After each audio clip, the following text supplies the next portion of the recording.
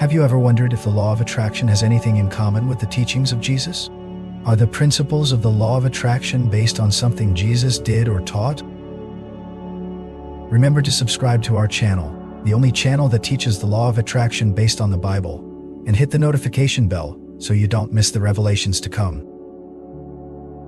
The law of attraction tells us we can attract what we desire with the power of our feelings. Yes, I said feelings, not thoughts. In my video, The Biggest Mistake When Applying the Law of Attraction, I explained the concept that we attract what we feel, not what we think, in more detail. But what if I told you that this idea of attracting what you feel might have much older roots? The pillars of the law of attraction are: define the target, think positively, visualize, feel that your desire is already real, gratitude, belief, and detachment.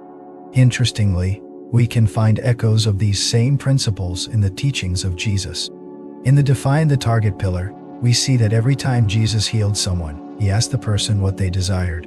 He would approach a blind man and ask, "What do you want me to do for you?"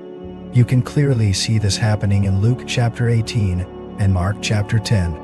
Jesus would approach a crippled person and ask what they wanted. The only person Jesus healed without asking what they wanted was the woman with the issue of blood, who knew what she wanted and touched Jesus with the faith that she would be healed. So, defining a target, knowing what you want, is essential for the law of attraction. In the Think Positively pillar, we are encouraged to focus on what is true, noble, and right, as in Philippians chapter 4, verse 8. Finally, brothers and sisters, whatever is true, whatever is noble, whatever is right, whatever is pure, whatever is lovely, whatever is admirable, if anything is excellent or praiseworthy, think about such things. If you define your target but your thoughts are of scarcity, failure, fear, these thoughts will define your feelings, and you will manifest what you feel, not what you think. What do you think? Was Jesus teaching us about the law of attraction before we even had a name for it? Leave your comment below with your thoughts and let's discuss. In the visualization pillar, there are verses that can be interpreted as allusions to the importance of visualization. A notable example is Mark chapter 11 verse 24, which says, "Therefore I tell you, whatever you ask for in prayer, believe that you have received it, and it will be yours." Another verse that can be related to visualization is Hebrews chapter 11, verse 1, which defines faith as the assurance of things hoped for, the conviction of things not seen. Although it does not directly mention visualization, this verse emphasizes believing in something before it becomes visible, which is a central concept in the practice of visualization. In Genesis chapter 15, verse 5, God tells Abraham, "Look up at the sky and count the stars, if indeed you can count them. So shall your offspring be." This moment is a sublime example of visualization, a technique that strengthens your faith. Visualization is the act of forming clear mental images of what we aspire to, making the intangible almost tangible. It is vital to faith because it materializes our hopes and motivates us to believe in the unseen. By visualizing, we not only dream but also anchor our faith in the promised future.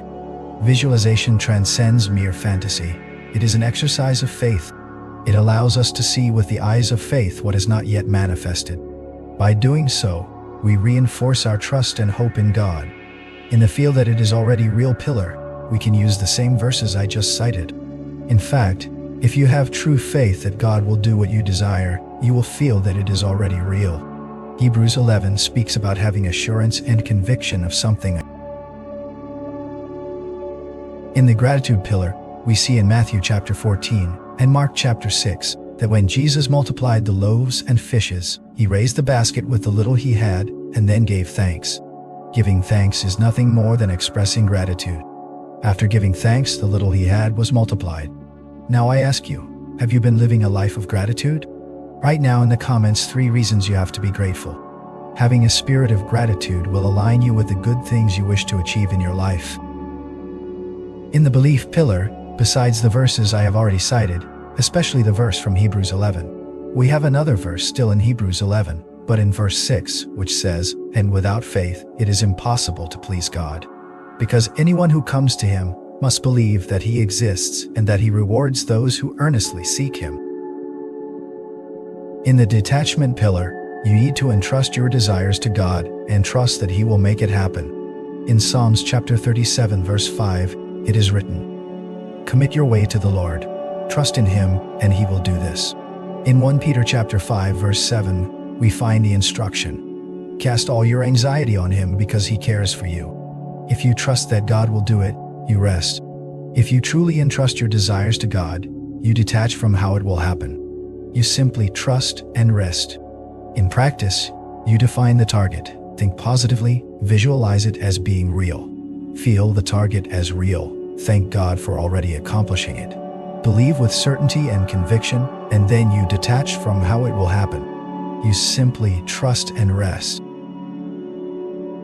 The Bible and the teachings of Jesus are perfectly aligned with the principles of the law of attraction. But here is something you might not know. One of the most intriguing verses that aligns with the law of attraction is found in Matthew chapter 7, verse 7. "Ask, and it will be given to you. Seek, and you will find. Knock, and the door will be opened to you." But what does this really mean? In an upcoming video, we will explore this verse deeply and uncover the secret that can transform how we live our lives. So remember to subscribe so you don't miss the next videos. If you like this video, give it a thumbs up and subscribe for more content like this. And don't forget to share it with your friends. See you in our next video.